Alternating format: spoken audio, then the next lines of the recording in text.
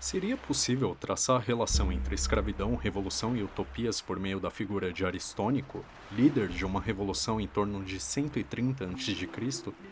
A revolta de Aristônico teve como ápice a promessa de libertação e de cidadania a escravizados em Pérgamo, importante polo comercial do período helenístico. A revolta de escravizados de Aristônico e sua promessa de que se tornarão cidadãos livres em Heliópolis é talvez inspirada pelo estoicismo descrito nas Ilhas do Sol de Iâmbulo. Os habitantes das utópicas Ilhas do Sol da narrativa de Iâmbulo são tão exóticos quanto são interessantes. São altos, têm ossos flexíveis como músculos. Eles agarram objetos de forma que ninguém consegue soltar. Tem cabelo, sobrancelhas e cílios e barba no queixo, mas o resto do corpo é de todo suave e sem pelos. As aberturas das orelhas são maiores que as nossas e têm uma espécie de válvula de fechamento.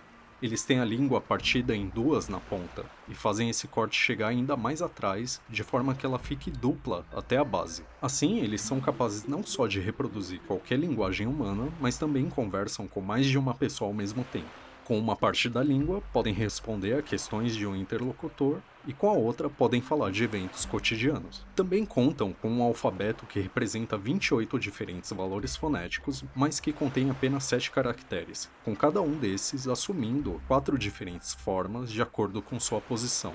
Como deuses, eles reverenciam o céu amplo, e mais que todos, o Sol, a partir do qual nomeiam as ilhas e a si mesmos.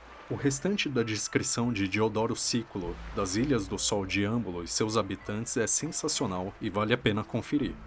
A revolução de escravizados liderada por Aristônico contra Roma, que suplanta a revolta, tem sua provável inspiração na utopia de Iâmbulo via Blócio de Cumas, filósofo estoico que fugiu do expurgo em Roma depois do assassinato do reformador Tibério Graco.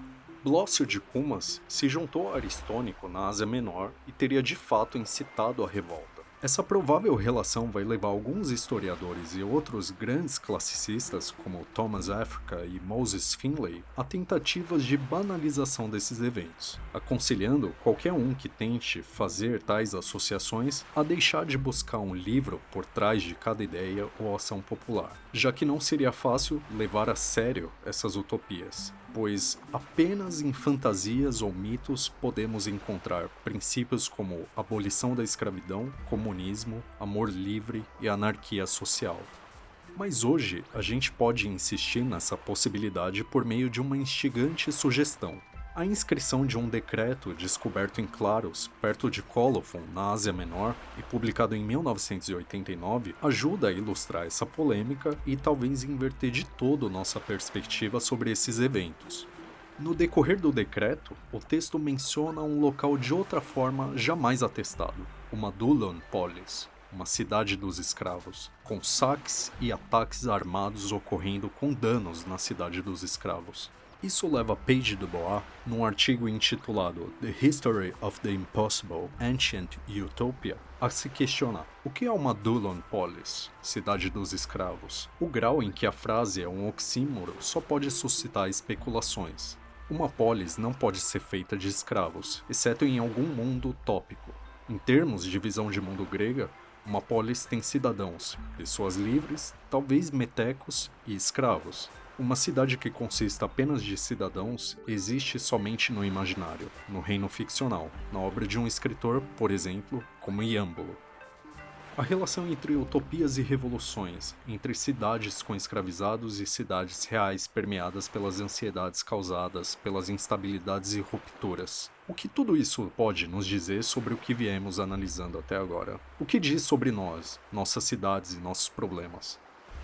Mas que Platão, a ansiedade de Aristóteles, que talvez esteja prevendo novas instabilidades e rupturas, é assim revelada quando do tratamento desse extrato social que só pode existir quando ligado de forma visceral à existência de um superior, de um senhor. Já que, como o próprio Aristóteles afirma de forma insistente nas categorias, a existência de um mestre envolve a existência também de um escravo. Se existe um escravo, então deve existir um mestre. Além disso, a relação vale para eles também. Cancelar um significa cancelar o outro. O termo que Aristóteles usa nesse trecho, sinanairei, geralmente traduzido como cancelar, pode ser mais bem traduzido como anular, destruir mutuamente, sugerindo um fim mais violento para ambos, escravizado e senhor. A ênfase de Aristóteles na anulação mútua ou na não-humanidade da pessoa escravizada, como quando ele reforça de forma irritante e insistente que não podemos definir escravo como bípede, apto ao conhecimento, ou humano, mas apenas como escravo de um senhor, nos obriga a estabelecer outra relação entre a escravidão antiga e moderna via antinegritude. Pois, como bem resume Frank B. Wilderson em seu Afropessimismo, na economia libidinal do antagonismo humano versus escravo, este não pode ser imaginado como filho, pai ou irmão de alguém, nem pode ser imaginado como alguém que fala uma linguagem filosófica, cuja política concorreria ou entraria em conflito com membros do tribunal. Como objetos em uma estrutura gramatical, são objetos sobre os quais o sujeito de uma frase atua, e a estabilidade da espécie humana depende de que esses papéis nunca sejam alterados ou revertidos. E ainda acompanhando Page du Bois, a gente pode se questionar. Uma cidade de escravos como uma cidade real, material, é inconcebível, irrealizável, impossível. Como pode haver uma cidade de homens livres, a liberdade universal imaginada numa utopia do estoicismo radical? Todos senhores e nenhum escravo. Nenhum escravo para permitir a possibilidade de liberdade. Como pode haver uma cidade de escravos, uma cidade de não livres, onde não há senhores? Esses questionamentos, que talvez só possam ser suscitados na análise das rupturas causadas pelas utopias políticas em contraposição umas às outras, ajudam a buscar uma nova linguagem, novos símbolos e lugares sintáticos e semânticos, como o alfabeto dos habitantes das Ilhas do Sol de Iâmbolo, novas relações que reconfiguram nossos mapas mentais, que expõem paradoxos e impossibilidades e que nos levam a nos questionar sobre nossas impossibilidades emolduradas pelo conceito de utopia, empregado sempre em seu sentido negativo, associado a ideias absurdas e fantasias idiosincráticas impossíveis, irrealizáveis.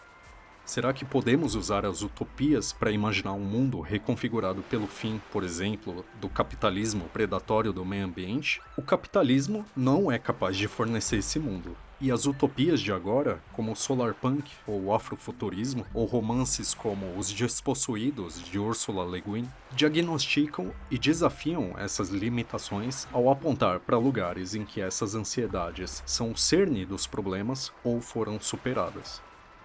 Se podemos imaginar um mundo em que o fim das instituições como são hoje seria possível, uma cidade sem escravizados, o fim do capitalismo, das instituições opressoras, das polícias e das prisões, Heliópolis contra Necrópolis, quem sabe até mesmo o fim dos próprios clássicos e do cânone das narrativas de conquistas herdadas da antiguidade. Então somos a todo momento obrigados a rever nossa própria relação com as utopias.